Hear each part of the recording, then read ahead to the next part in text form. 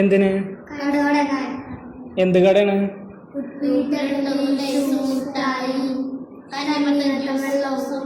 ഓ വലിയ കച്ചവടമാണല്ലോ.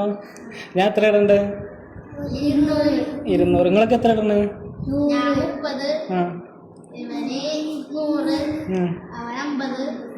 അപ്പൊ കൂടുതൽ വലിയ പൈസ ഞാനാണ്, കടന്റെ മുതലാളി ഞാനോ പറ്റോ? പക്ഷെ അത് അല്ലാത്ത ബർക്കത്ത് നൽകട്ടെ. അല്ല നിങ്ങളെ വീട്ടിലൊക്കെ സമ്മതമാണോ കട തുടങ്ങാനോ? ഉറപ്പാ? എന്താ വീട്ടിലൊക്കെ എന്താ പറഞ്ഞേ? നടത്താൻ പറഞ്ഞോ?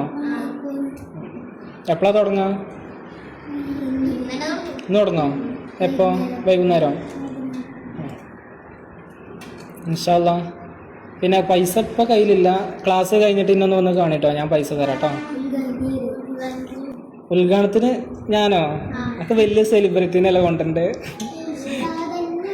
ഞാൻ വരണോ?